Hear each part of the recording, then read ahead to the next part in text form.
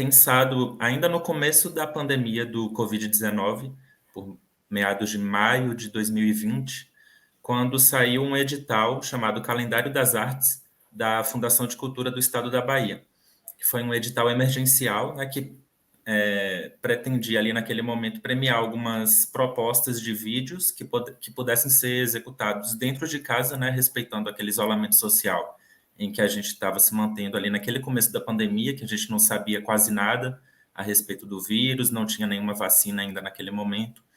Então, como eu queria participar do edital, eu tive que pensar em alguma alternativa, né, de produzir um material sem filmar nada, porque eu estava sem câmera naquele momento, então pensei em fazer algo com material de arquivo e me veio a ideia de trabalhar com a temática da pandemia do influenza, né, que foi conhecido como a pandemia de gripe espanhola, ali no começo do século XX, e fazer esse paralelo, né, entre aquilo que foi vivido um século atrás e aquilo que a gente estava vivendo naquele momento.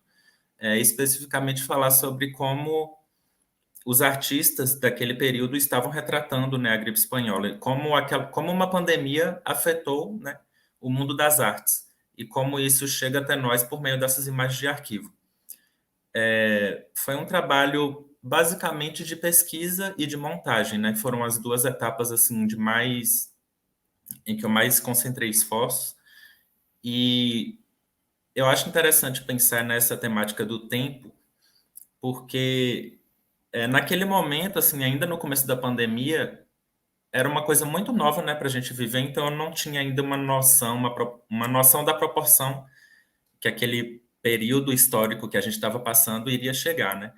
Então eu fiz ali um vídeo trazendo tudo que eu consegui encontrar, né, sobre aquele período da gripe espanhola, e enfim, montei o vídeo, e quando eu fui rever, assim, uns 2 anos depois, eu pensei, nossa, que louco, assim, o quanto aquilo que a gente viveu, né, na Covid-19 foi parecido com o período da gripe espanhola, né, e que no primeiro momento, assim, de produção do curta eu não tinha essa noção, e que depois de pronto, assim, anos depois, eu fui perceber, né, o quanto que foi impactante, né, a gente ter passado por aquilo e saber que a humanidade já tinha também passado por aquilo, e meio que foi um período esquecido, né, porque uma coisa que eu me deparei na pesquisa é que os artistas, né, de modo geral, assim, não retrataram tanto o período da gripe espanhola quanto foram retratados outros períodos históricos, né, como as guerras mundiais e tal. A gripe espanhola foi meio que um período que quase que a humanidade enfrentou e quis esquecer logo, sabe? E não deixou tantos registros disso no mundo das artes. E aí eu fico me perguntando como que no futuro, né, quais são os registros que a gente vai ter da Covid-19 no mundo das artes também, né? O impacto que isso vai ter na produção audiovisual, na música, no teatro, na literatura. Então, eu acho que o primeiro ponto que eu posso falar a respeito do tema, né, de reflexões sobre o tempo, é isso, assim, o quanto que o momento histórico que a gente vive no presente é retratado, né, na produção artística, e como que isso no futuro vai dizer sobre o que a gente viveu, né? Excelente, Raul. Acho que sim, né? Para começar, tá muito bom, né? Acho que daqui a pouco a gente volta para algumas coisas, né? Acho que revendo o seu filme, fiquei muito pensativo, especialmente sobre uma ideia que eu acho que está muito presente entre nós, que é a ideia do vai passar, sabe? Assim, eu acho que o seu trabalho ele acaba nos oferecendo um parâmetro muito palpável, né? De como a gente pode pensar na ideia do vai passar, né? Daqui a pouco, quando isso passar. Né, daqui a um tempo a gente olhar meio que para isso como uma coisa passada, acho que está tudo muito vivo, né, para a gente. Foi muito curioso rever seu filme nesse sentido, né, foi diferente. Eu vi a primeira vez durante a pandemia mesmo, quando você lançou ali, aquela pandemia, entenda, né, aquele momento mais de maior número de casos, aquele momento que a gente ainda estava, poxa, né, as coisas ainda não estavam funcionando da maneira como a gente já vê agora. Bom, mas daqui a pouco a gente retoma essas ideias, que eu acho que isso converge com muita coisa que vai ser conversada aqui na sequência.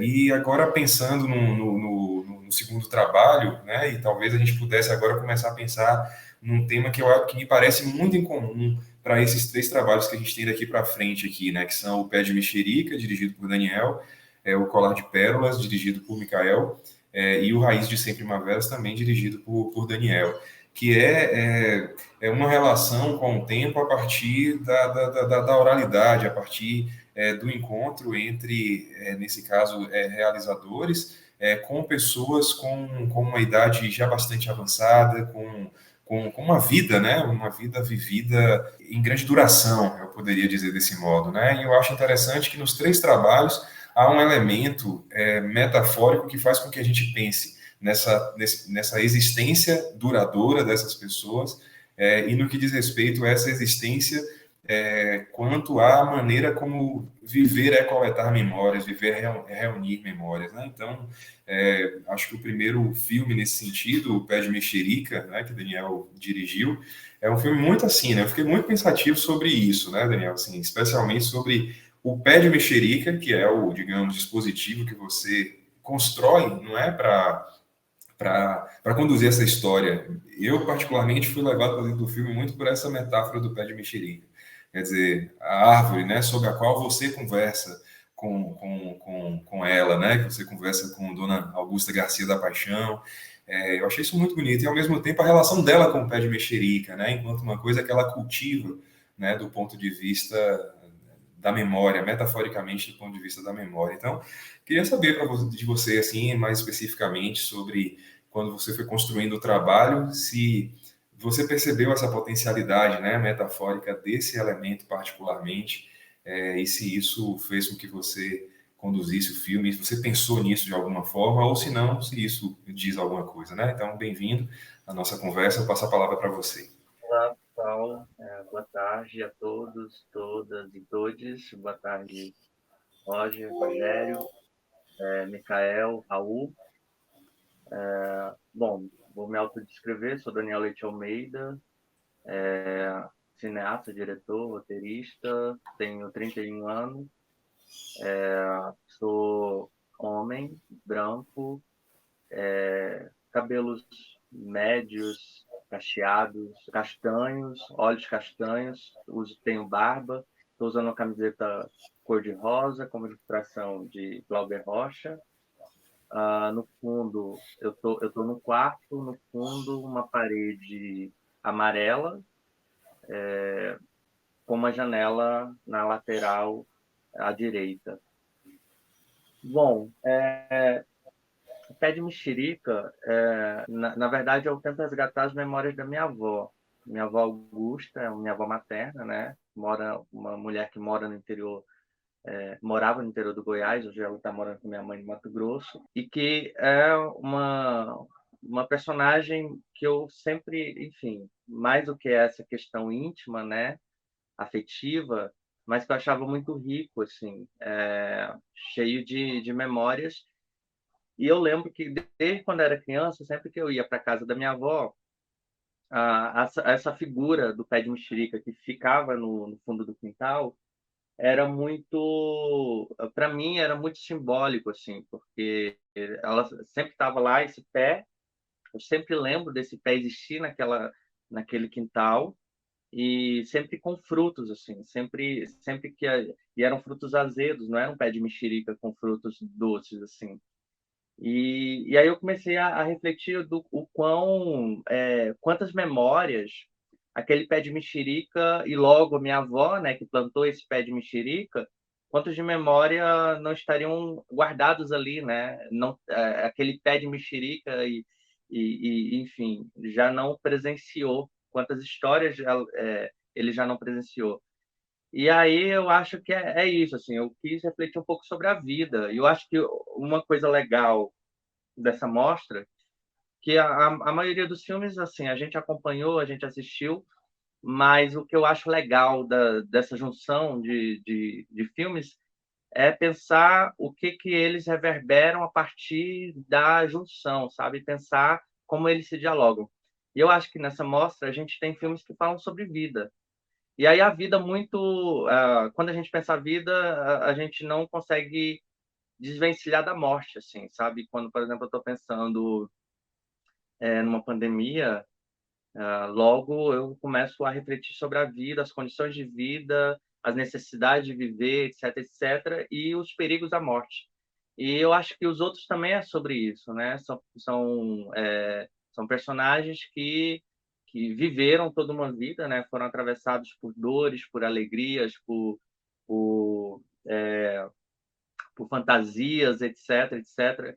E normalmente personagens como a minha avó, né? Personagem interiorana, uma mulher do interior do Goiás que viveu a vida toda uma vida quase que rural mesmo, e como que ela vivenciou e atravessou tudo isso, assim. Então, eu percebia, por exemplo, que ela era cheia de questões e dores e saudades, sabe? Que, que veio, enfim, com essa vontade de viver, e que esse pé de mexerica presenciou, né? Uma mulher, por exemplo, que perdeu o marido muito, muito jovem, assim. Eu acho que, se eu não me engano, minha mãe ela casou com meu avô, e minha mãe, e aí nasceu minha mãe, e 2 anos, quando minha mãe fez 2 anos, meu avô faleceu, assim. E aí ela teve que lidar com isso, com essa dor do luto. Aí depois minha mãe casa, se muda, vai para outra cidade. Aí isso vai de alguma forma refletir nela, né? Ela vai ter algumas questões a partir disso, assim, porque aí ela é uma figura que queria que todo mundo tivesse debaixo das asas dela. Então eu achava isso muito peculiar, assim, sabe?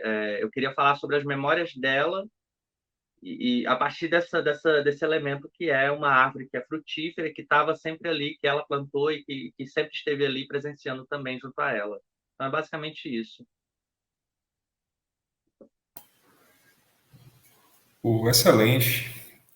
Excelente, Daniel. Muito obrigado. Assim, você toca numa questão que eu acho que é bem fundamental, né? Acho que esse fio, né, que amarra os 4 trabalhos pela relação entre a vida e a morte torna essa coleção de filmes realmente muito, muito potente, né? Acho que é essa, de fato, uma tônica possível, né, de se pensar. Excelente ouvir nesse sentido. E aí é curioso, né, que da mesma maneira com o pé de mexerica aparece como esse elemento potente de vida, eu poderia dizer dessa maneira, né, porque eu acho que tem a ver com isso, tem a ver com a fertilidade, né, tem a ver com a relação com a natureza. Eu acho que tem uma relação muito profícua, né, nesse sentido. Acho que da mesma maneira o Colar de Pérolas, que foi dirigido por Michael, eu acho que em grande medida dialoga com isso por outra via, evidentemente, né? Nesse caso aí, o artefato, né, digamos assim, da narrativa, ele está mais em torno de efetivamente uma peça, né, que de uma forma tão sutil, né, um elemento, né, que de uma maneira tão sutil permeia a narrativa, né? Primeiro de uma maneira presente mesmo, porque ela, né, interage com essa peça, e ao mesmo tempo de uma maneira paralela, né, de uma maneira discreta, de uma maneira que a todo instante a gente se lembra porque ela está usando aquele colar de pérolas. E aí, para pensar na ideia da constituição de uma vida como a de Dona Milerina, né, que é a personagem desse filme, o colar ele cai muito bem. Eu acho muito interessante isso, como o colar ele serve, no final das contas, como uma grande coleção de acontecimentos e de vivências, né? E claro que quando a gente pensa no colar de pérolas, eu acho que tem muito essa ideia de um fazer artesanal. A propósito, eu acho que essa é uma característica muito interessante desse trabalho, né, Micael? Eu vou agora te convidar assim, para a nossa conversa, que é essa maneira muito artesanal como você constrói. Eu acho que nesse sentido o trabalho dialoga muito com arte nos tempos da gripe, que é fazer com que cada plano, com cada imagem que dura um tempo na tela, ela tenha muito a nos dizer, né? No caso da arte nos tempos da gripe, imagens de um arquivo; no caso do colar de pérolas, imagens do interior da casa, né? Dessas imagens que constroem essa personagem, né? Lindíssima, que é a dona Milerina Almeida da Silva, né? Então, fala um pouco para a gente sobre isso, o que você consegue pensar a respeito do tempo. É por aí mesmo, a ideia do colar de pérolas, ele também foi entendido por você como uma metáfora para conduzir essa história? Exatamente, Rogério. Antes, deixa eu me apresentar e fazer a descrição do lugar que eu estou. Micael Luz Amaral é meu nome, também conhecido como Micael Áquila, meu nome artístico. Eu estou usando uma camisa branca, eu sou um homem branco, cabelo médio, preto, barba, estou num quarto, o quarto é branco, tem uma cama à minha direita, e ao fundo tem duas molduras na cor branca. Olhos escuros também. É isso. Primeiro, agradecer ao convite, cumprimentar os meninos aí, dizer que eu estou muito feliz, né, em estar aqui participando desse projeto, que agora, né, nesse contexto de retomada, vamos chamar assim, a gente tem assistido essa cena, né, essa cena cinematográfica, fotográfica também, da música, do teatro, voltando, né, isso é muito gostoso, isso é muito bom. E estar aqui é uma das formas também de contribuir com esse movimento, né, vamos chamar assim, com esse movimento. Bom, Colar de Pérolas é um filme de 2017, então, considerando a ideia de que o tempo ele é relativo, eu olho para o filme de uma maneira muito particular, se comparado à forma que eu pensei esse filme lá atrás, né? E aí é bom situar que esse filme ele foi feito ainda na época da graduação, numa disciplina produção de documentário, na época ministrada pelo professor Felipe Gama, no curso de Cinema e Audiovisual da Universidade Estadual do Sudeste da Bahia, UESB. Então, naquela época, a minha intenção era experimentar, a partir de uma certa influência do Carl Guimarães, né, no sentido da estética e do silêncio que ele consegue colocar nos seus filmes, e também um contraditório ao trabalho de alguns diretores, né, no sentido de usar a entrevista como um instrumento de narrativa, né? Então eu queria pegar essas potências muito presentes no cinema documental e trazer para a minha experiência naquele momento ali, tentando construir um dispositivo, né?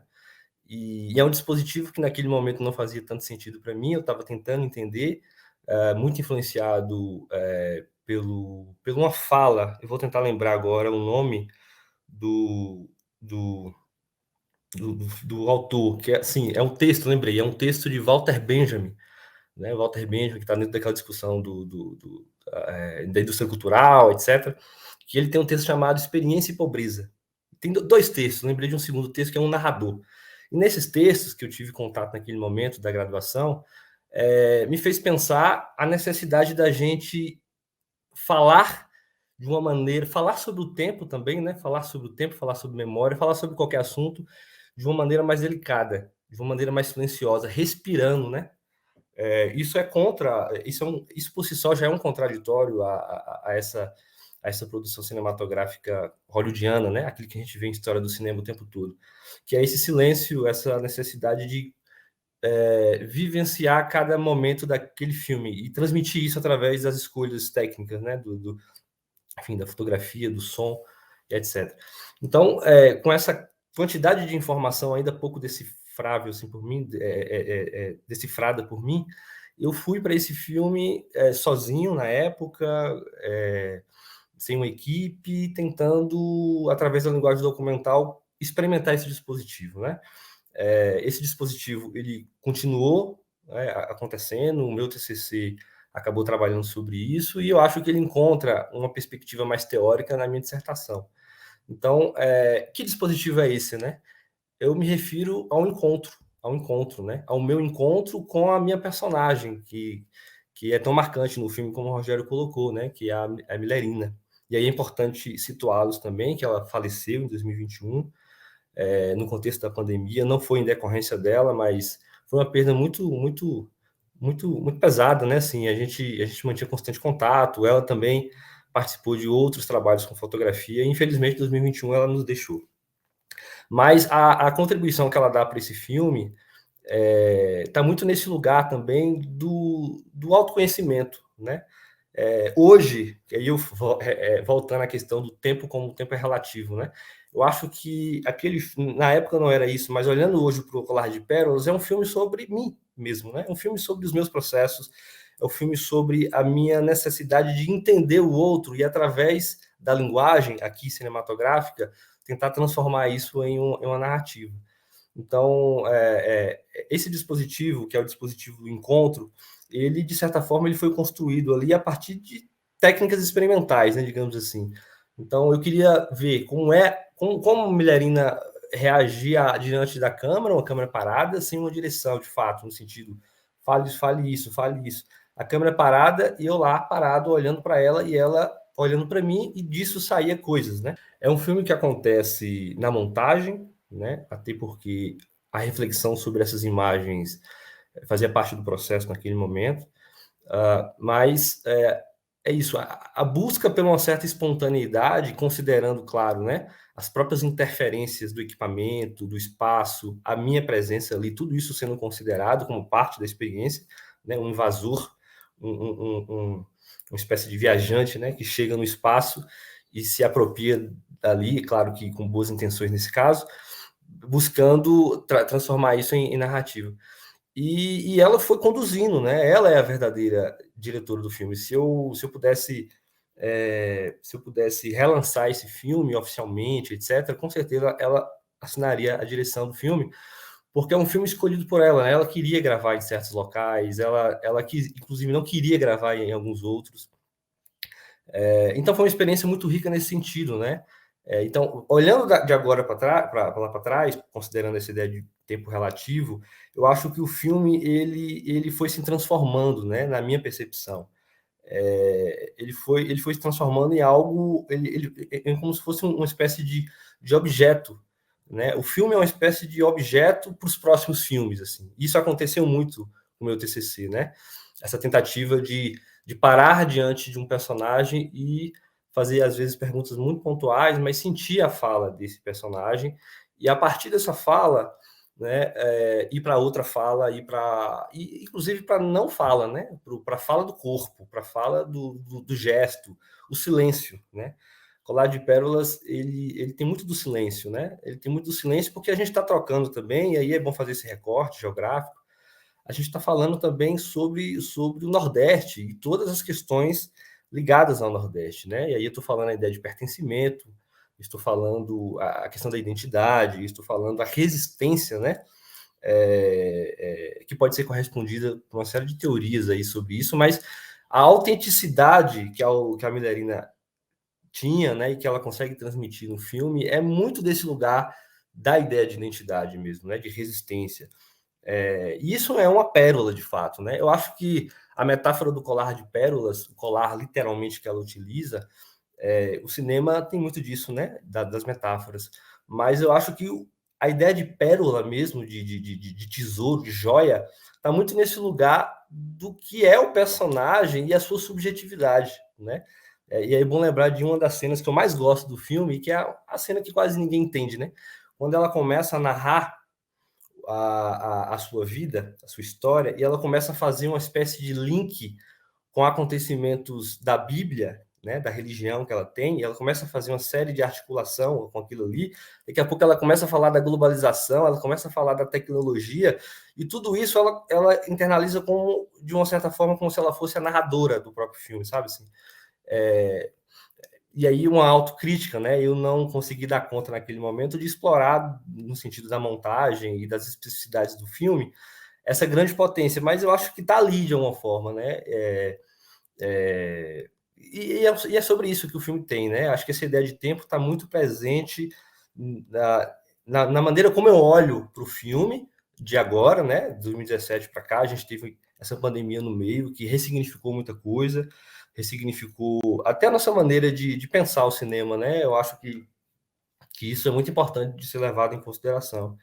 E o Colar de Pérolas tem essa característica muito forte da resistência, né? Da energia, e é isso. Eu acho que por hora são as minhas considerações iniciais, Rogério.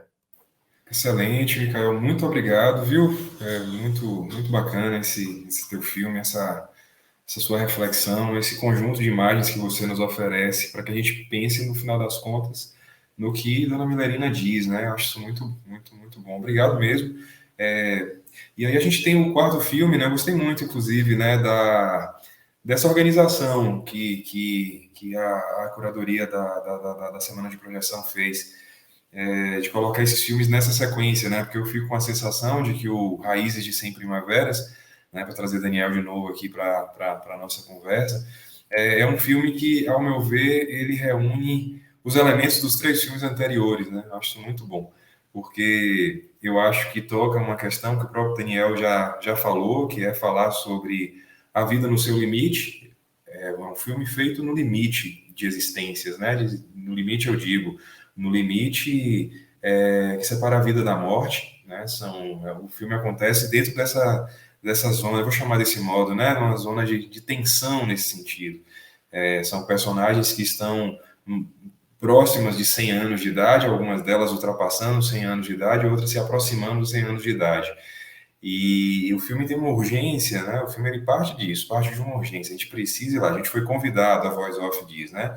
Fomos convidados para conhecer a história dessas pessoas, quase ou centenárias, e que tem muito a nos contar, por exemplo, a respeito de períodos como em que pessoas eram escravizadas e tudo mais. Eu acho muito interessante, né? Porque se por um lado ele toca e é construído a partir dessa urgência do limite entre vida e morte, né? Falando nesse sentido físico mesmo da concepção da palavra, ou, né? Desse limite ao qual me refiro. Por outro lado, também é um filme que se vale da construção ou da reconstituição, né? Da utilização de materiais de arquivo, tal como faz o Arte nos Tempos da Gripe, e ao mesmo tempo lida com pessoas que estão ali na sua condição, né? Na sua condição, nesse caso, na sua condição centenária, ou mais do que isso, né? Como é o caso de uma das personagens, né? De Dona Francisca, né? Que é uma pessoa que tem uma presença linda dentro do documentário. É um filme muito, muito, muito bonito, assim, sobre 4 vidas, né? Sobre 4 existências, a partir de 4 existências. Né, seu João Grande, Gervásio, Tutu, Antônio Francisca. Esse é o quinteto, né, que protagoniza essa narrativa construída por Daniel e com muitas pessoas que, pela ficha técnica, a gente vê que são recorrentes, né, ao longo dos últimos filmes nos quais ele tem trabalhado e tem produzido. Então é isso, Daniel. Eu queria te trazer de novo assim, para essa conversa, né, para você trazer agora um outro elemento. Eu acho que aí o tempo aqui, ele parece que ele é cercado por uma outra perspectiva, né? Se por um lado, no encontro com a sua avó, havia uma dimensão afetiva que tinha a ver com a sua existência, é uma pessoa, é a sua avó, né? Vocês comungam muitas histórias, né? Vocês dividem muitas histórias. Aqui a gente está diante de uma outra relação, né? Me parece que você é agora na condição de alguém que dirige, que conduz essa narrativa como uma espécie de mediador desse afeto que se manifesta a partir da existência dessas 5 pessoas. Ali a gente vê a presença de uma neta. Agora é você como mediador, né? Como é que é isso? Fala um pouco para a gente, né? Agora dessa outra perspectiva. Você, cineasta, realizador, enquanto, ao meu ver, como mediador do tempo, né? Como mediador do tempo. Massa. Então, é curioso, né? Essas histórias. Aí sempre Novela chegou para mim um convite. É um filme basicamente de encomenda mesmo, né? Ronaldo Bulhões, que assina a produção executiva, ele chegou contando a história de que na cidade no distrito, o distrito de Arapiranga, que fica na cidade de Rio de Contas, existe várias histórias de centenários, de pessoas que passaram 100 anos, é comum lá, tem vários personagens, mas que, no caso desses 4 personagens, havia um fator que era muito sedutor, porque todos os 4 eram irmãos. São 4 trabalhadores do campo, e que negros são descendentes de escravos. Muitas histórias se perderam, né, desse período, enfim, que vive pulsantemente toda a questão das tradições rurais, enfim, dessa cultura do interior, né? E aí, bom, ele chegou com essa proposta. Ele achava muito curioso, e a proposta por si é sedutora, né? Ele achava curioso como que uma família, todos os irmãos, conseguiam chegar aos 100 anos. Bom, aí eu falei, nossa, vamos tentar entender isso. E aí a gente foi até lá, e aí, de fato, quando a gente chegou, um já tinha falecido, né? Acho que era não sei se o Antônio já tinha falecido, e aí a gente não conseguiu chegar a tempo, assim, de pegá-lo em vida, e ele já tinha, acho que cento e poucos anos, 103, ou era 105 anos. Aí o outro irmão já estava com 96, 90, já estava chegando 100 anos. Dona Tutu, que me parece que é a nossa personagem central entre os quatro, fez 100 anos no decorrer, eu acho que hoje ela está com 102 anos. E tem a irmã mais velha, né, que pelo registro estava com 113, mas algumas pessoas dizem que acham que ela tem 120 e poucos anos. Ela faleceu recentemente, então, mas era muito curioso como todos eles eram muito apegados à vida mesmo, sabe? Eu lembro que a neta de criação de Dona Francisca, conhecida como Dona Preta, que é essa senhora que, que viveu, enfim, a mais velha, né? Eu lembro que ela falava que o maior medo de Dona Francisca era morrer.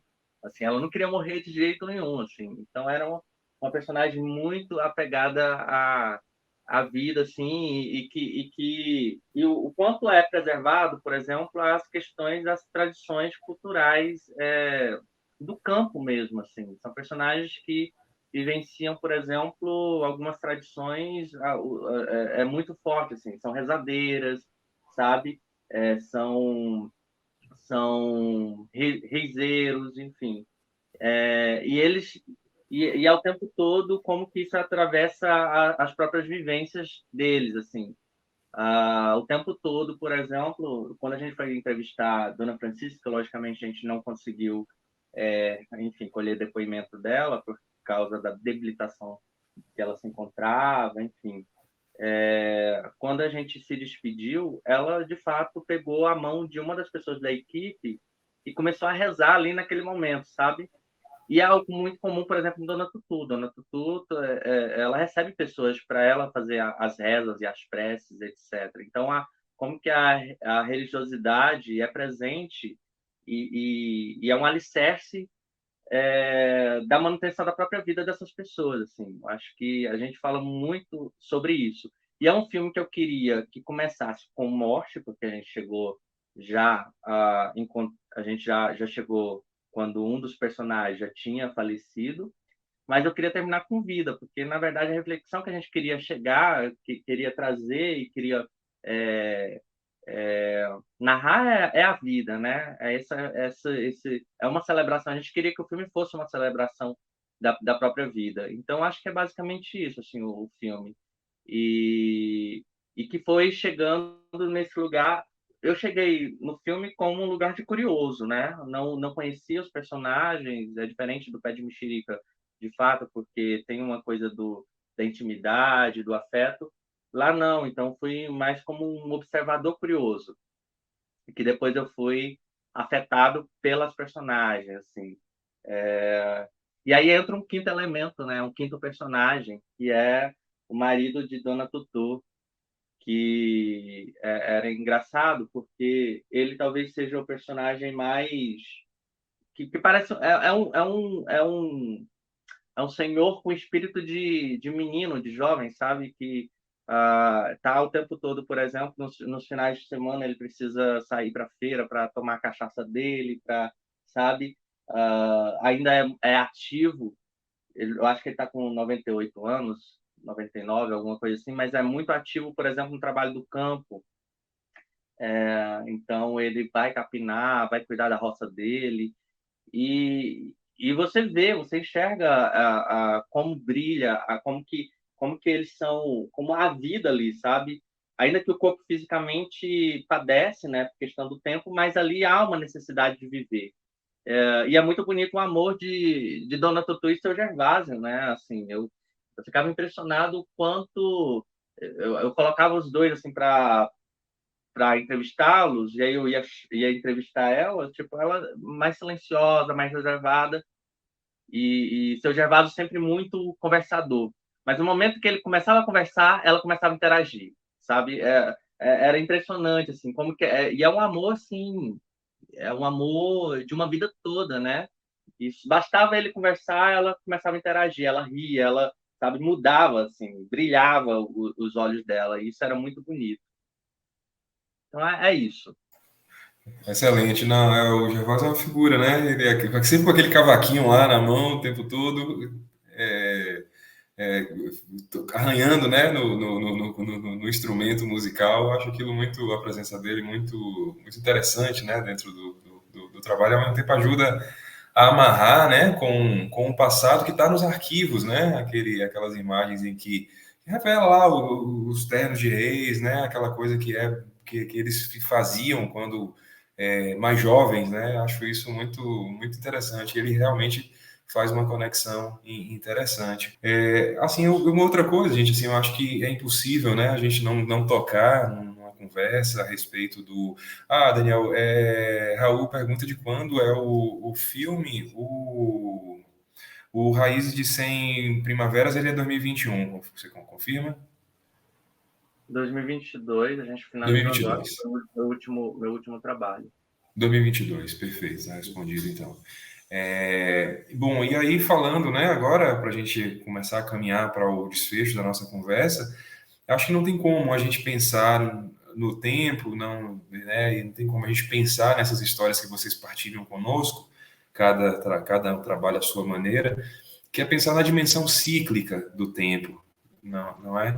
Quer dizer, eu acho que o trabalho, por exemplo, dirigido por Raul, eu acho que pode servir como uma porta de entrada para essa conversa, né? Para uma reflexão sobre isso, sobre essa dimensão cíclica do tempo. Quer dizer, é isso, né? Quando acontece a pandemia ocasionada por Covid-19, a gente fica diante de muita coisa, né? De uma sensação de que a gente estava vivendo uma coisa que nossa geração ainda não tinha vivenciado.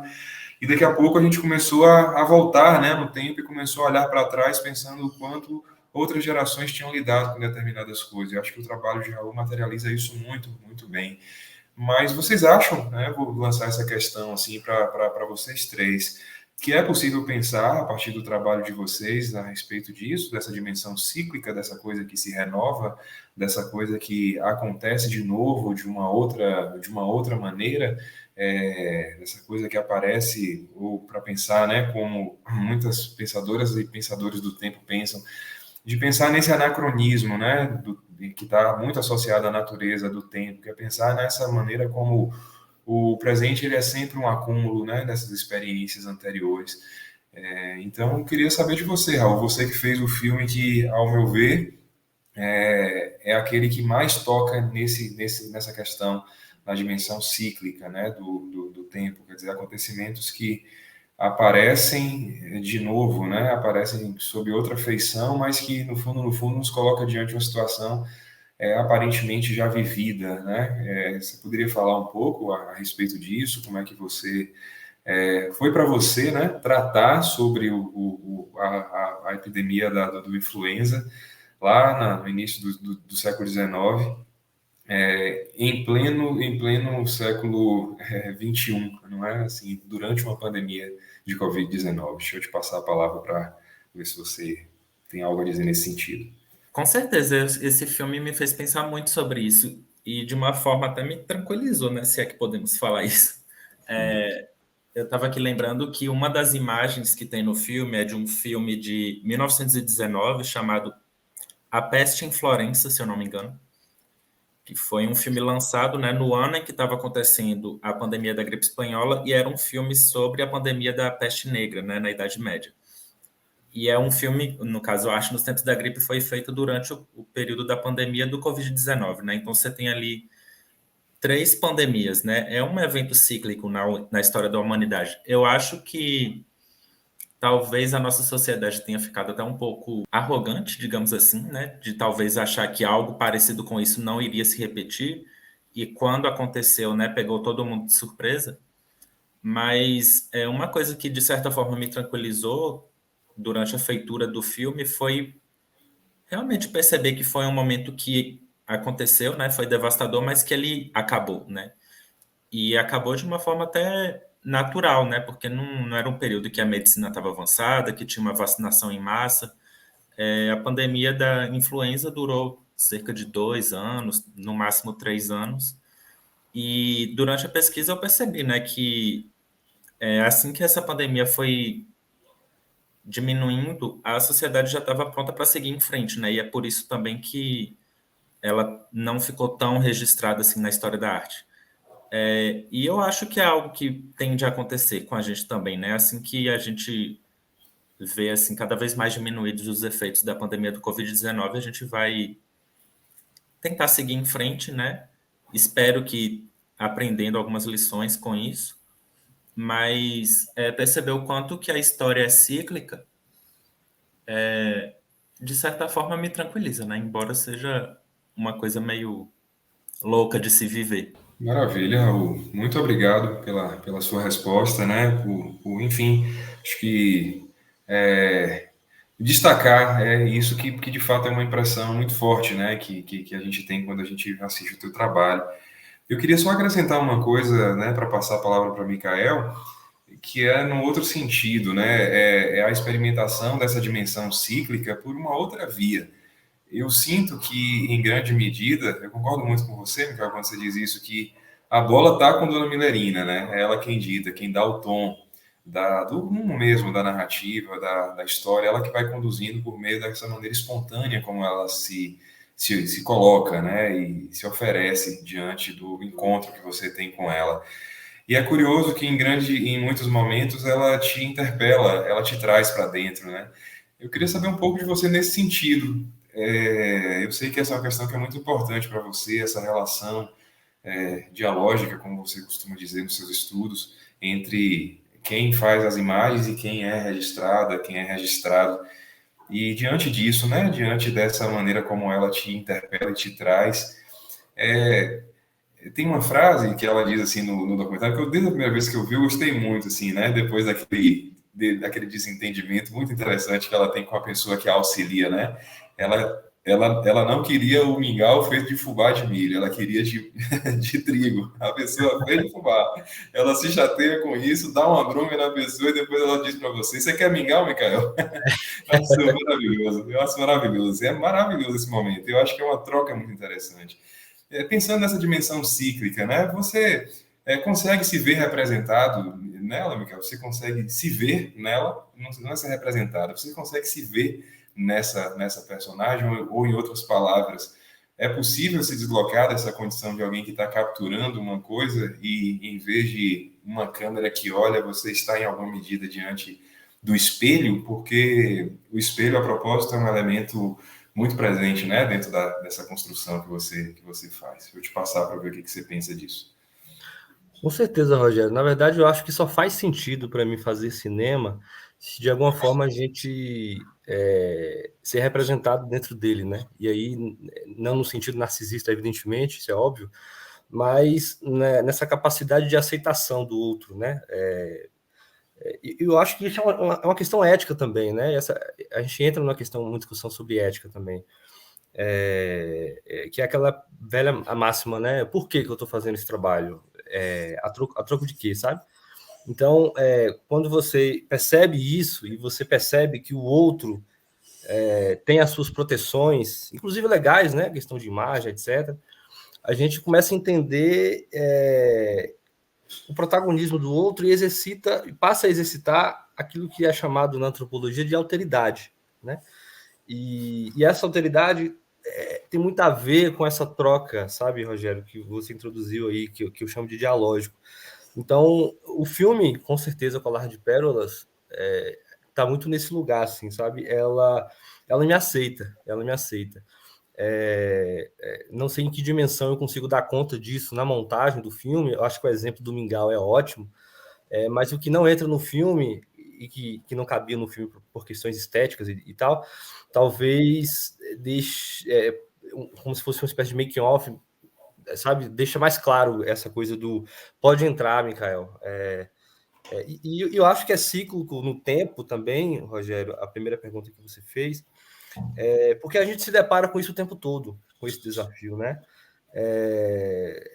E aí eu tô olhando para um filme de 2017, né? Eu não consigo tirar esse ato, né, de tempo, que de lá para cá a gente continuou produzindo, tentando produzir no contexto da pandemia.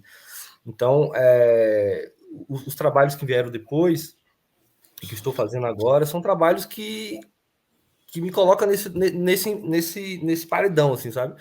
E aí, o que você vai fazer agora? É diferente, né? É uma outra Milerina, sabe? É um outro Nordeste, é um outro espaço geográfico. Então, isso vai voltar sempre. Então, aconteceu ali, funcionou, né? E os desafios retornaram no TCC lá, eles, né?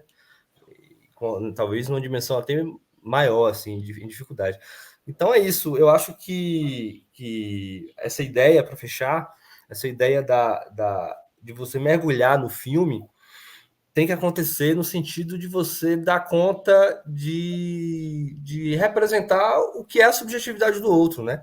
Então, como é que você consegue dar conta disso se você não se permite participar, de fato, né?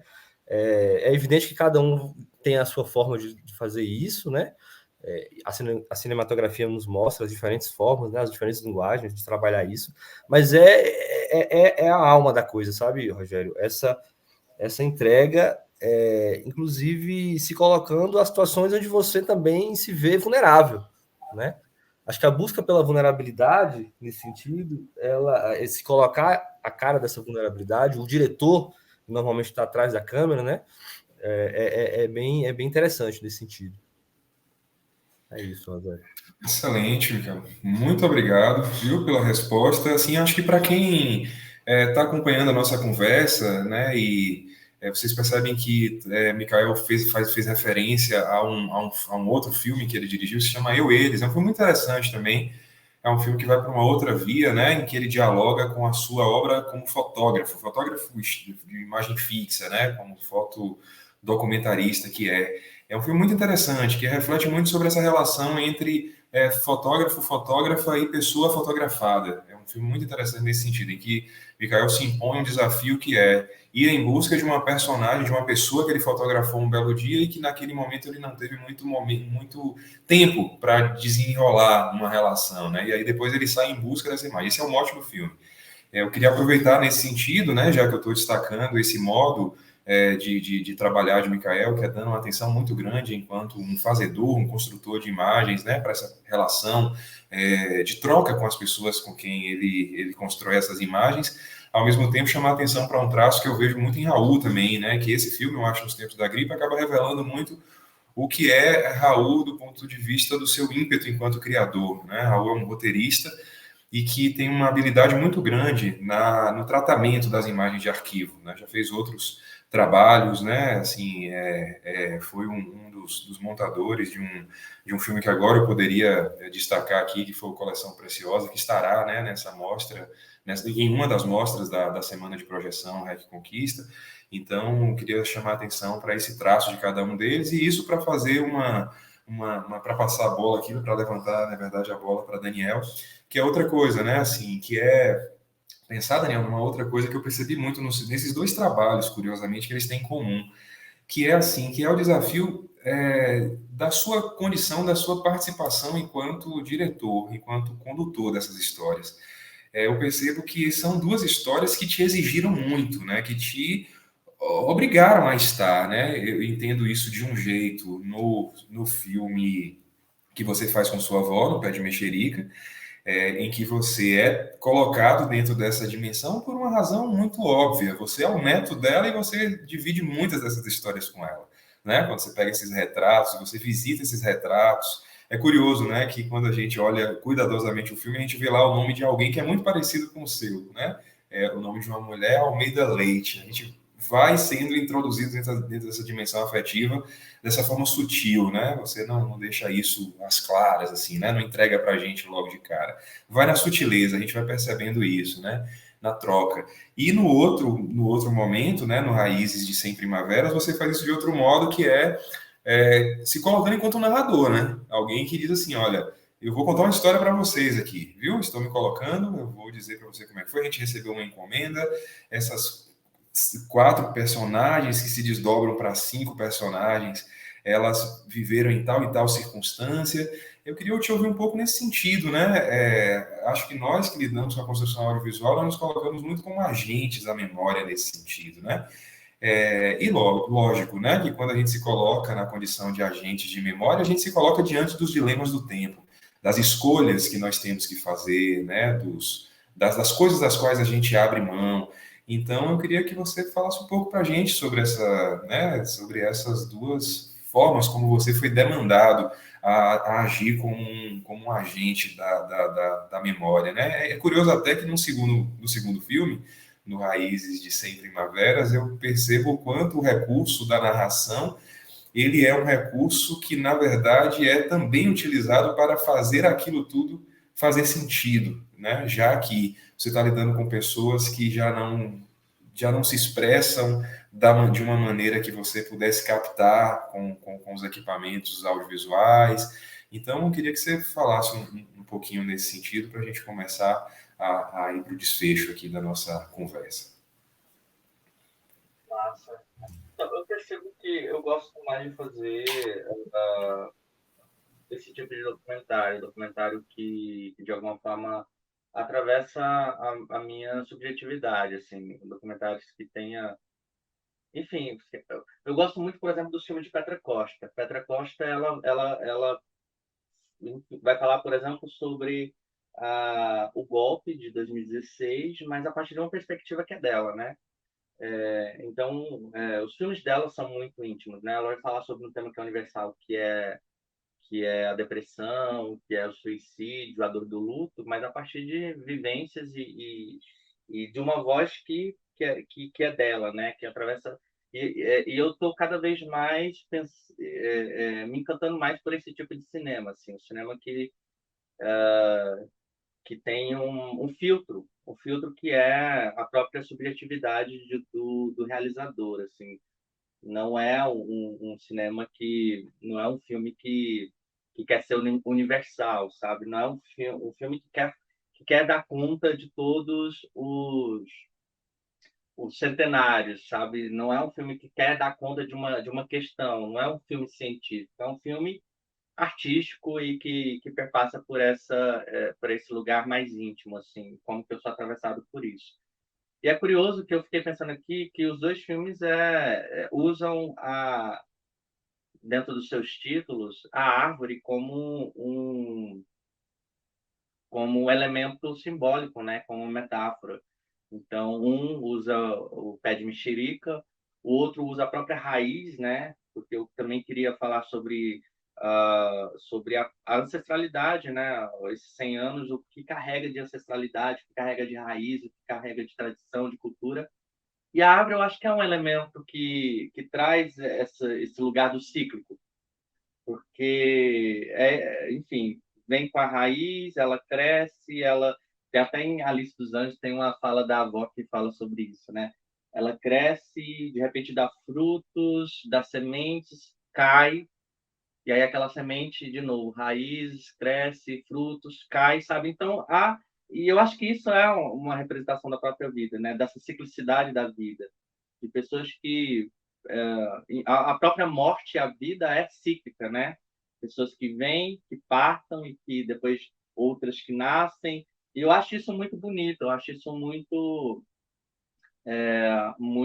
poético. Eu acho que a vida ela é cíclica por si só. Ela é cíclica, sei lá, desde dessa questão, por exemplo, que o filme de Raul traz, né? Sobre pandemias que voltam, a questões políticas, né? Tem um filme, por exemplo, que vai fazer parte da mostra REC Convidados, que é Ouro para o Bem do Brasil, que vai ser exibido na universidade. Inclusive, convido, né, o pessoal para assistir. A gente quis trazer também filmes nacionais para que a comunidade acadêmica e não acadêmica também tivesse acesso, e que fala sobre a ditadura militar, e me assusta muito quão perto a gente esteve de uma agora, sabe? Então, há questões políticas, há uma ciclicidade, há um retorno, sabe? De alguns lugares que a gente achava que já tinha sido superado. Eu acho que faz parte da vida, eu acho que é por aí. Pô, sensacional, maravilha. Bom, é isso, gente. A gente está aqui chegando nos momentos finais. Daniel fez referência ao Alice dos Anjos, que é o longa-metragem que é a abertura da semana de projeção.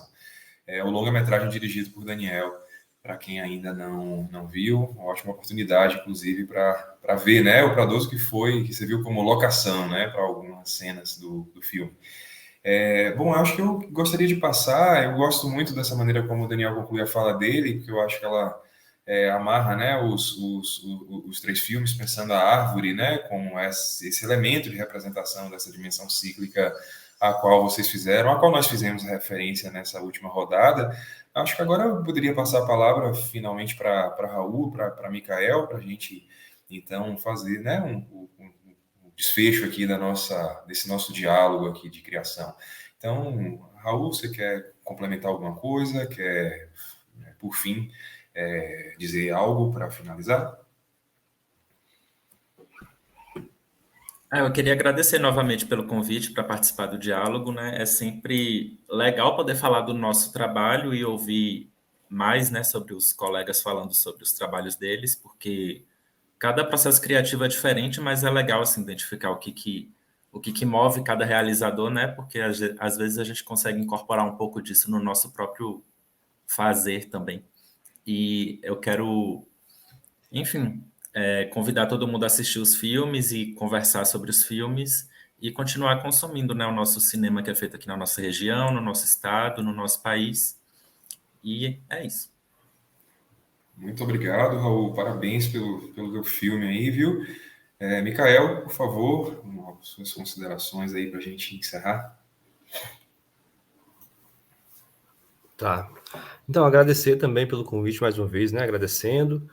É muito bom ver o filme voltando, né? Assim, já tinha um tempo que o Colar de Pérolas não estava fora desse cenário.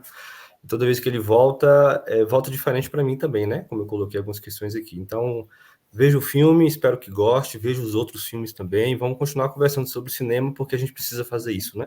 Então, obrigado pelo espaço. Poxa, maravilha. Muito bom estar aqui com vocês, viu? Poder ouvi-los a respeito dos processos aí de criação e das reverberações mesmo que os filmes provocam em vocês, né? Que construíram os trabalhos.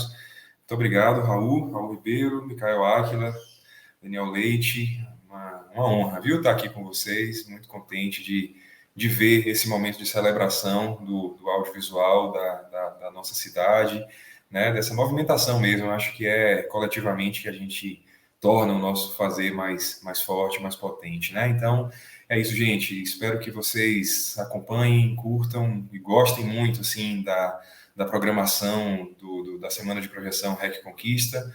Vamos seguir pensando para poder continuar fazendo. É isso. Um grande abraço para vocês aí. Valeu. Yeah, yeah, yeah, yeah. Yeah, yeah, yeah, yeah. Yeah, yeah, yeah, yeah. Yeah, yeah, yeah, yeah. Yeah, yeah, yeah, yeah, yeah, yeah, yeah, yeah, yeah, yeah, yeah, yeah.